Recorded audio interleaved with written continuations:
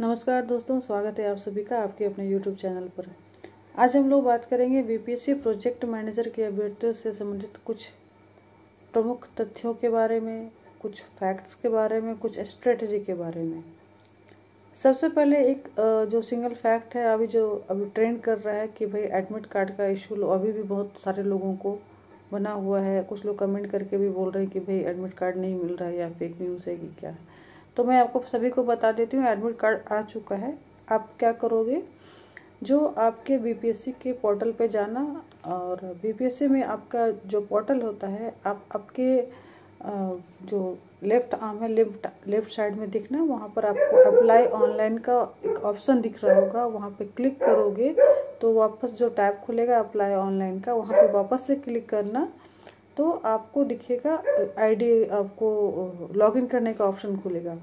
Login करने का option से आपके जो अप्लाई जब किए थे तो आपको यूज़र नेम और पासवर्ड जनरेट हुआ था, उसका इस्तेमाल करके आप यूज़र नेम और पासवर्ड के थ्रू लॉगिन कर जाओगे। आपका जो खुद का जो डैशबोर्ड खुलेगा, उस डैशबोर्ड में टॉप में दिखना, राइट साइड में ऊपर में एडमिट कार्ड का ऑप्शन दिख रहा है, वहाँ क्लिक करोगे एडमिट कार्ड खुल जाएगा। अभी भी जिनको प्रॉब्लम आ रही तो पहले आप अपना वो एडमिट कार्ड डाउनलोड कर लो। सबसे पहले मोस्ट ऑफ के एडमिट कार्ड पे जो एग्जामिनेशन का सेंटर है वो सेम डाला हुआ है। जो अभी तक मेरे जो स्टूडेंट्स हैं जिनसे रूबरू हुए हैं, उन्होंने बताया कि सबका एडमिट कार्ड में सेम सेंटर पड़ा था, जो कि प्रीवियस सेंटर पर जो आपका 11 या 5 को जो एग्जामिनेशन होने वाले थे, उसमें 11 अप्रैल को जो एग्जामिनेशन का जो सेंटर का जो आपको दिया था वेन्यू, वही सेंटर का वेन्यू सेम पड़ा है। कुछ एक लोगों का सेंटर अलग पड़ा है, मोस्ट ऑफ के सेम सेंटर पड़े। तो एडमिट कार्ड आपको अवेलेबल है, बट आप लोग को खुद से उसको गैदर करना पड़ेगा और मतलब डाउनलोड करना पड़ेगा। बीपीएससी ने आपको कहीं भी इंफॉर्मेशन नहीं डाला है कि एडमिट कार्ड आप डाउनलोड कर लीजिए, ठीक है। आप उनके जो बीपीएससी के साइट पर कहीं पर भी नहीं लिखा हुआ है कि भाई बीपीएससी प्रोजेक्ट मैनेजर का एडमिट कार्ड अवेलेबल है, आप डाउनलोड करेंगे। आपको खुद से डाउनलोड करना होगा, और इसके लिए मैं आपको फिर से गाइड कर दे रही हूँ कि वेबसाइट पर अवेलेबल है। लेफ्ट में अप्लाई ऑनलाइन टैब पर क्लिक करना, देन अप्लाई ऑनलाइन में फिर अगेन आपको ऑप्शन मिलेगा, क्लिक करोगे तो आपका वो आईडी और पासवर्ड के थ्रू लॉगिन करने का ऑप्शन आएगा। डैशबोर्ड में जा करके देखना, टॉप में आपको राइट में दिख जाएगा एडमिट कार्ड का ऑप्शन। दूसरी बात कर रही हूँ, महत्वपूर्ण है कि भाई आपका 5-6 दिन बचे रह गए हैं, तो स्ट्रेटजी क्या होनी चाहिए, ठीक है। 5-6 दिन नहीं बोलूँगी, 5 दिन बोलूँगी। हो सकता है एक दिन आप जर्नी में रहो, बहुत सारे स्टूडेंट्स हैं, है ना। खासकर बहुत सारे स्टूडेंट जो मेरे हैं जब भी ऑनलाइन क्लासेस में, वो तो बाहर से आ रहे हैं, कुछ दिल्ली से, कोई कर्नाटका से, कोई उड़ीसा से, कोई गुजरात से। तो आपको जर्नी में क्योंकि बाहर की जर्नी रहेगी तो हो सकता है आप लोग फ्लाइट से जर्नी करो तो एक दिन कंज्यूम करेगा, या फिर जो ट्रेन से जर्नी करेंगे उनका भी 1-2 दिन कंज्यूम कर जाएगा। तो फिलहाल हम लोग 6 दिन नहीं मान के चलेंगे, 5 दिन मान के चलते कि 5 दिन के पास, मात्र 5 दिन आपके पास समय है।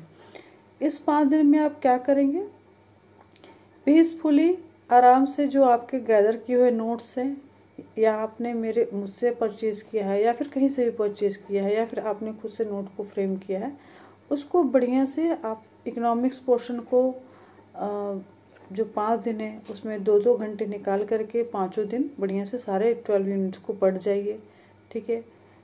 इन्हीं 5 दिनों में 2 घंटे आपको करंट अफेयर्स भी पढ़ जाना है बढ़िया से, ठीक है। कम से कम आप 14-15 महीने का करंट अफेयर्स, अगर आप पहले से पढ़ रहे हो तो 14-15 महीने का करंट अफेयर्स पढ़ना।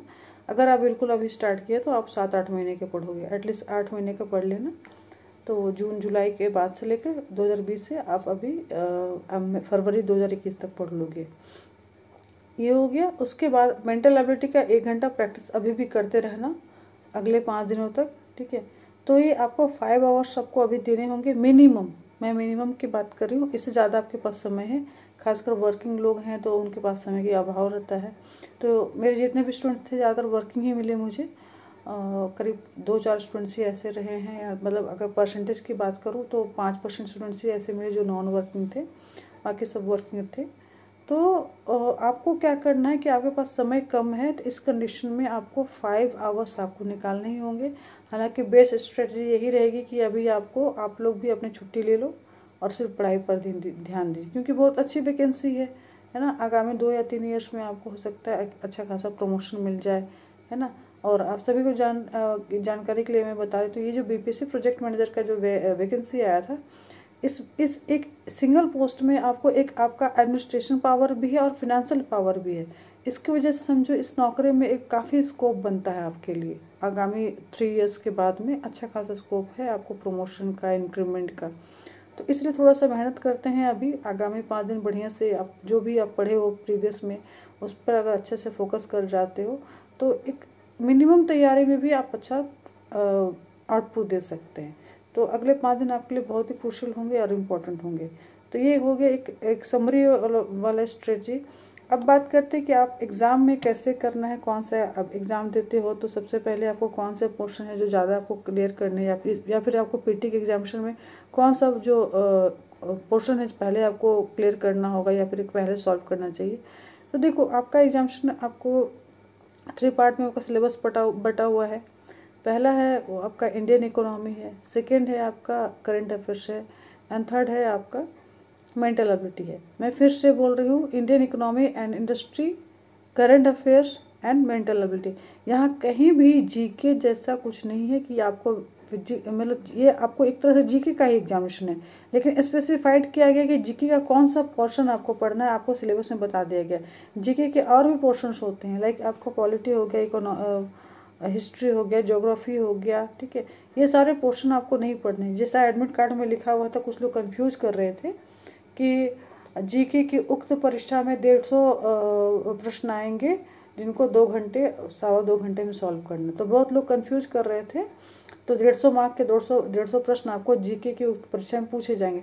तो यहाँ पर ये नहीं बोल रहा है कि भाई जीके आपको पूरा पढ़ना है, ठीक है। आपको बोला कि जीके की या परीक्षा में, जाहिर सी बात है ये सारे एग्जामिनेशन जितने भी होते हैं, जनरल कॉम्पिटिटिव एग्जामिनेशन होते हैं, है ना, ये सभी आपको जीके का ही टेस्ट लेता है, जीके जीएस का ही एग्जामिनेशन होता है।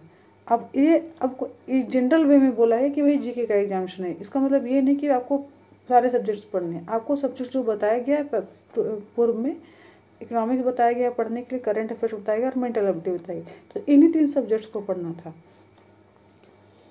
इकोनॉमिक्स का जो ऑलरेडी आपको सिलेबस प्रोवाइडेड था, बारी बारी से अब चलते हैं। सिलेबस प्रोवाइडेड किया हुआ था, बांटा हुआ था, आप लोग को बता दिया गया कि कौन कौन से यूनिट्स आपको पढ़ने, कौन कौन से टॉपिक्स पढ़ने हैं।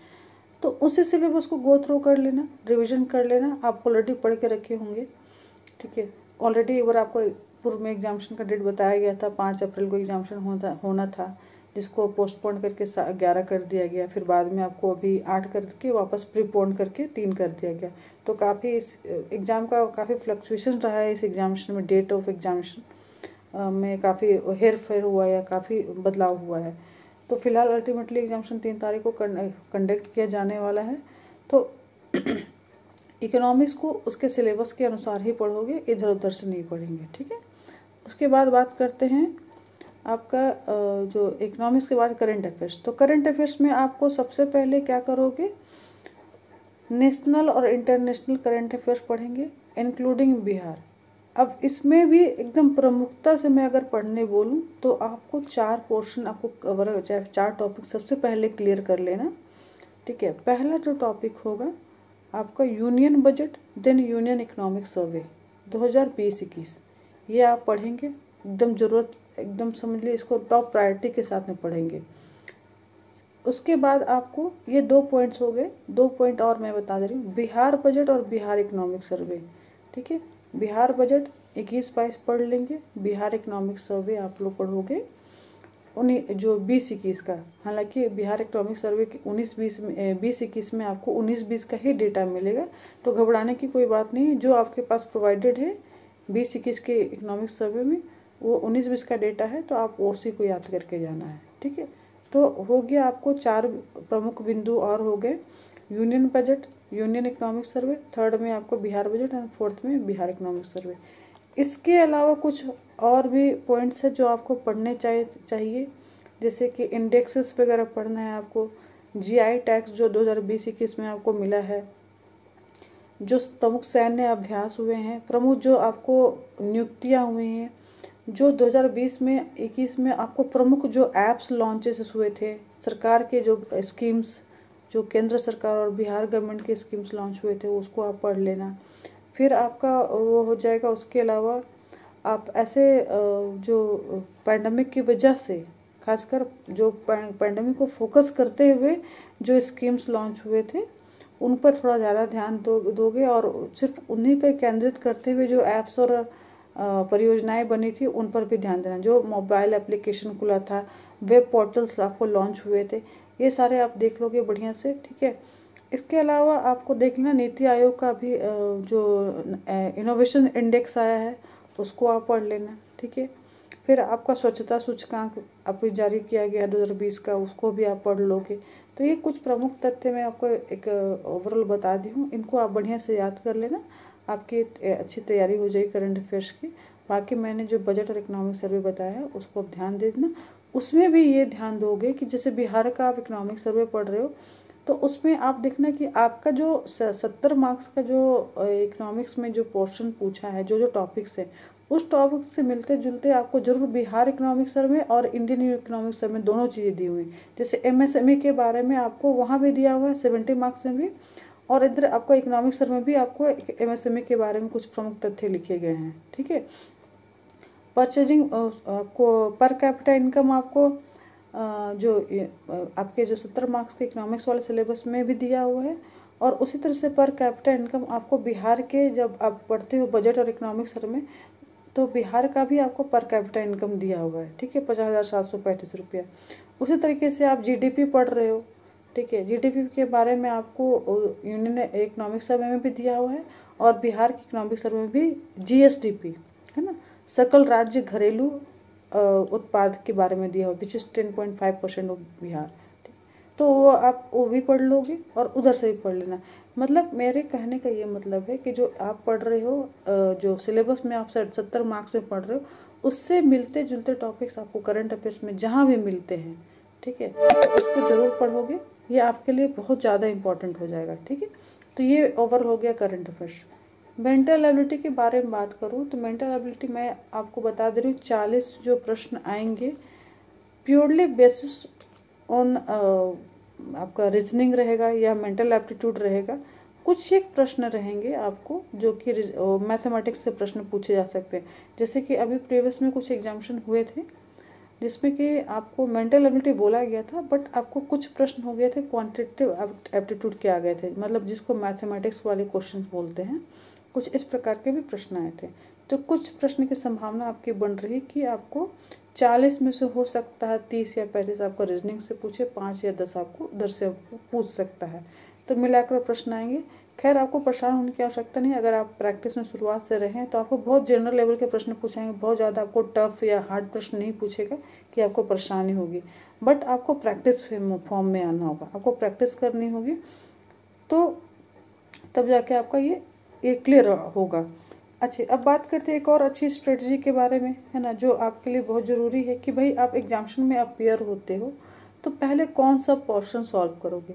मैं कहूँगी सीधे सीधे सबसे पहले इकोनॉमिक्स सॉल्व कर लेना, क्योंकि इकोनॉमिक्स का दायरा थोड़ा आपका कम रहेगा उनकी तुलना में, करंट अफेयर्स की तुलना में, ठीक है। तो आप पहले इकोनॉमिक्स वाले प्रश्न सॉल्व कर लीजिए, जो प्रश्न पहले आपसे बन जाते हैं आसानी से, पहले उनको सॉल्व कर लेना। सेकेंड में करंट अफेयर्स में मैं बता चुकी हूँ कुछ सेगमेंट जिनसे आपको प्रश्न आएंगे, और 15 से 20 प्रश्न उन्हीं सेगमेंट से आएंगे जो मैं अभी बताई हूँ, ठीक है। तो उसके बाद करंट अफेयर्स पढ़ना, ठीक है, मतलब करंट अफेयर्स को सॉल्व कर लेना। 2 पोर्शन निपट जाए तो इन 2 पोर्शन को आप कोशिश करोगे 1.25 घंटे में निपटाने का, 1.25 से 1.5 घंटा में निपटा लेना है, ठीक है, क्योंकि आपका जो एग्जामिनेशन है वो आपको 3 तारीख को 2 बजे से लेकर 4:15 बजे तक होगा, तो आपके पास 2.25 घंटे होंगे, ठीक है। मतलब आपको 60-20 और प्लस आपको उधर 15 मिनट और एक्स्ट्रा मिला हुआ है, ठीक है, 135 मिनट है। तो मैं आपको बोल रही हूँ कि कोशिश करो कि आप 1 से 1.5 घंटे में ये 2 पोर्शन को निपटा लीजिए, क्योंकि आपको वो बचा हुआ जो 40 नंबर का मेंटल एबिलिटी है it will be time consuming. हो सकता है कुछ प्रश्न आपसे चुटकियों में बन जाए, कुछ प्रश्न आपसे 5 मिनट कंज्यूम कर जाए, तो बेटर रहेगा कि जो प्रश्न आपसे आसानी से तुरंत बनता है उनको पहले बना लीजिएगा, जो प्रश्न ना बने उसके लिए बाद में 15 मिनट पहले आप सोच के रखना कि ये प्रश्न आपसे नहीं बना है, ठीक है। तो मैं कहूँगी कि भाई 2 घंटे के अंदर कोशिश करो सारे प्रश्न बन जाएं। जो प्रश्न ना बने तब उनके लिए भी ऑप्शन यही रहेगा, और ख़ासकर जो आपके बूते से बिल्कुल ही बाहर हो, आउट ऑफ रीच हो। इन दैट कंडीशन क्या करोगे, उन प्रश्नों को आप लोग उसका जो आंसर है ओवल है उसको कलर कर लेना है, क्योंकि नेगेटिव मार्किंग नहीं है। तो क्या कर लेना, लास्ट में जो आपके सारे कंप्लीट हो जाएंगे उसके बाद लास्ट में जा कर के आपको क्या कर लेना है, सारे ओवल्स को जो छूटा हुआ प्रश्न है देख रही जो भी संभावित उत्तर लगे, अगर पढ़ने का समय पर्याप्त बचे तब रंग लेना, अदरवाइज बिना देखे आप कुछ भी ओवल कर सकते हो। हालांकि ये एक हानिकारक स्ट्रेटजी तब होती है जब आपके पास कोई ऑप्शन, जब आपके पास वो नेगेटिव मार्किंग का ऑप्शन रहता है, बट नेगेटिव मार्किंग नहीं है। इन दैट कंडीशन आप आराम से इसको कलर कर लीजिए, कोई क्वेश्चन छोड़ने की कोशिश नहीं करोगे। तो सबसे पहले क्या करोगे, economics, then current affairs, then जाके आप लोग मेंटल एबिलिटी को टच करोगे, है ना। और कम से कम आपको क्या करें ना, 1.25 घंटे से 1.5 घंटे के बीच में 2 पोर्शन निपटा लीजिए, 2 पोर्शन को कंप्लीट करिए, तब जाकर के आप मेंटल एबिलिटी की ओर आइए, ठीक है। तो ये हो गया कंप्लीट स्ट्रेटजी। और मैं यही कहूँगी कि भाई एडमिट कार्ड आपको मिल चुका है तो फटाफट टिकट वगैरह ले लेंगे अपना, है ना। हालांकि मैंने पहले भी बोल के रखा था, क्योंकि जो बाहर से अभ्यर्थी आ रहे थे उनको तो बिहार आना था, तो बहुत सारे स्टूडेंट्स जो मेरे ऑलरेडी ऑनलाइन क्लासेस में रह गए हैं उन लोगों ने अपना टिकटिंग करवा लिया था। जो लोग जिनको नियर बाई इलाके में जाना है तो वो अपना टिकटिंग करा करके अपने पहले से वेल प्रिपेयर्ड रहेंगे, मास्क वगैरह सैनिटाइजर वगैरह बढ़िया से रखेंगे, ताकि आपको सेफ रहते हुए एग्जामिनेशन देना है। अपने सेफ्टी पर भी ध्यान रखेंगे, कोशिश करेंगे भीड़ भाड़ से बचेंगे। ऐसा नहीं जो वहाँ पर आपको कोरोना पैंडमिक की वजह से जो भी रूल्स उस सेंटर पे अप्लाई किए हुए होंगे उनको आप ज़रूर फॉलो करने की कोशिश करिएगा। ये सारे प्रमुख तथ्य हो गए। और एक चीज़ और मैं बता रही हूँ कि अभी भी जिनको नोट्स बुक्स वगैरह तो मैंने ऑलरेडी सबको सप्लाई कर दिया, सबको मिल गया है, फिर भी किनको लग रहा है कि भाई नोट्स उनके पास कंप्लीट नहीं है, तो अभी फ़िलहाल मेरी तरफ से कुछ एक रियायत बरतते हुए कम दाम पर भी नोट्स प्रोवाइड कर दिया जा रहा है। तो जिनको नोट्स लेने की ज़रूरत अभी भी लगे तो फर्दर 5 डेज़ हैं जिनको आप मेरे नोट्स पढ़ करके आप चाहोगे तो आराम से निपटा सकते हो। इकोनॉमिक्स तैयारी हो जाएगी उनको पढ़ने से, है ना। क्लासेस अभी प्रोवाइड नहीं कर पाऊँगी क्योंकि मेरे क्लासेस के 5 और 6 डे बचे रह गए हैं, जिसको मैं संडे तक बंद कर रही हूँ। 5th जो बैच चल रहा है उसके, और इसलिए बीच में अब अलाउ नहीं करूँगी, किसी भी बच्चे को बीच में अलाउ नहीं कर रही हूँ। बहुत सारे लोग अभी भी कॉल कर रहे थे, मैं अभी बीच में अलाउ नहीं कर पाऊँगी क्योंकि 4-5 टॉपिक पढ़ाऊँगी, आधे टॉपिक छूट जाएंगे। इसलिए आप लोग खुद से पढ़ें। नोट्स का PDF मेरे से ले लीजिएगा, मैं नोट का PDF आपको प्रोवाइड कर दूँगी, और पहले जो चार्जेस लगते थे उससे आप काफ़ी कम में आपको वो अवेलेबल हो जाएगा, क्योंकि आपको कम समय पढ़ना है। तो जस्ट मैं एक सपोर्ट के पर्पज़ से उसको क्या कर दे रही हूँ, जो प्राइस है उसको कम कर दिया है मैंने। तो आपको इच्छा हो तो आप नोट ले सकते हो, अदरवाइज जो भी नोट्स आपके पास अवेलेबल है उसको पढ़िए। कुछ नया पढ़ने की कोशिश नहीं करेंगे, है ना। मान लो आपने जो मेरे नोट्स ऑलरेडी एक तरह से वो भी आपके नए हो जाएंगे, तो आपके पास प्रीवियसली अगर नोट अनऑर्गेनाइज्ड है या फिर आपके पास अच्छे नोट्स नहीं है तभी आप लेना मेरे नोट्स। और एक चीज़ और मैं बोल रही हूँ, करंट अफेयर्स भी आप 1 लाइनर पढ़ना, और जो पढ़े हुए उसको रिवीजन कर लेना। ये नहीं कि आपने 8 महीने पढ़े तो आप अगले 5 दिनों के अंदर सोचोगे कि मैं और 8 महीने पढ़ लूँ, तो वो आपके लिए हानिकारक होगा। उससे बेटर है कि जो आपने 8 महीने पढ़ के रखी है उसी को रिविजन कर लो बार बार, ठीक है। तो बेटर ये होगा। हाँ, मेंटल एबिलिटी की प्रैक्टिस करते रहिए। 5 दिन, अगले 5 दिन में हो सके तो जितना अधिक से अधिक प्रश्न बना पाइए, है ना। कम से कम 50 प्रश्न पर डे बना लीजिए, या फिर 40-40 प्रश्न, अगर आपके पास पर्याप्त समय है तो 40-40 प्रश्न के 2 सेट बना लीजिए, ठीक है। तो ये आपकी अच्छी तैयारी हो जाएगी और आपका अच्छा एग्जामिनेशन जाने की संभावना है। खैर, मैं इतने दिन से काफ़ी आपको लगातार फरवरी से या फिर लास्ट ईयर से गाइड करती रही हूँ, तो जो भी मेरे गाइडेंस थे उसके तौर पे मैं ये समझ रही हूँ कि आपका एग्जामिनेशन काफ़ी अच्छा जाना चाहिए। या फिर जो लोग मेरे रेगुलर व्यूवर रहे हैं या सब्सक्राइबर रहे हैं या फिर मेरे स्टूडेंट्स रहे हैं, तो मैं ये मान के चलूँ कि मेरे गाइडलाइंस के थ्रू आपकी अच्छी तैयारी हो गई होगी और एग्जामिनेशन की अच्छे जाने की संभावना है। तो सभी को बेस्ट ऑफ लक, अच्छे तरीके से एग्जामिनेशन दीजिए। और अभी भी समय है, ऐसा नहीं कि अभी भी कुछ नहीं हो सकता है। थोड़ा बहुत जो 19-20 रह गया है तो अपने 5 दिनों के अंदर, खासकर जो वर्किंग लोग हैं, 5 दिन के अंदर आप छुट्टी ले लो, है ना। आराम से घर में बैठ के पढ़ाई कीजिए। और जो नॉन वर्किंग है तो अपने बढ़िया से आप लोग, पर्याप्त समय आपके पास है तो समय को निकालिए, अपने अननेसेसरी जो काम है, टास्क हैं, उसको कर्टेल कीजिए और अभी समय दीजिए, पूर्ण समय दीजिए अपनी पढ़ाई पर। तो वीडियो देखने के लिए बहुत बहुत धन्यवाद। आपका जो एग्जामिनेशन हो काफ़ी अच्छा जाए और आप सभी लोग PT के लिए क्वालिफाई करो, ये मेरी बेस्ट विशेष है। और एकदम कूल माइंडेड होकर एग्जामिनेशन दीजिए, कोई परेशानी नहीं, कोई हेक्टिक नहीं होना है, कोई घबराना नहीं है, सब अच्छा होगा, है ना। और कोई किसी प्रकार के नेगेटिव न्यूज़ से भी बचेंगे। 3 तारीख को एग्जामिनेशन होना ही होना है, 2 बजे एग्जामिनेशन होगा। 2 घंटे पहले सेंटर पर पहुंचो, लिखता है 1 घंटा, लेकिन 2 घंटे से सेंटर पर पहले पहुंच जाओ। बहुत जगह बाढ़ उड़ भी है अभी, है ना, या फिर रास्ते ख़राब हैं, तो कोशिश करेंगे 2 घंटा 3 घंटा पहले पहुँचो, ज़्यादा बेटर रहेगा आपके लिए। ठीक है, तो बेस्ट ऑफ लक। और फिर अभी 5 दिन बचे हुए, तो कुछ ज़रूरत पड़ेगा तो मैं हो सकेगा तो वीडियो के माध्यम से और आपको रिकमेंड कर दूंगी। और आपके अभी भी कुछ प्रश्न हैं तो कॉन्टैक्ट नंबर दिया हुआ है, कोई प्रॉब्लम अभी भी आ रही है तो मुझसे कॉन्टैक्ट कर सकते हो। और नोट्स लेना है तो नोट्स के लिए भी आप कॉन्टैक्ट कर सकते हैं। Thank you, best of luck.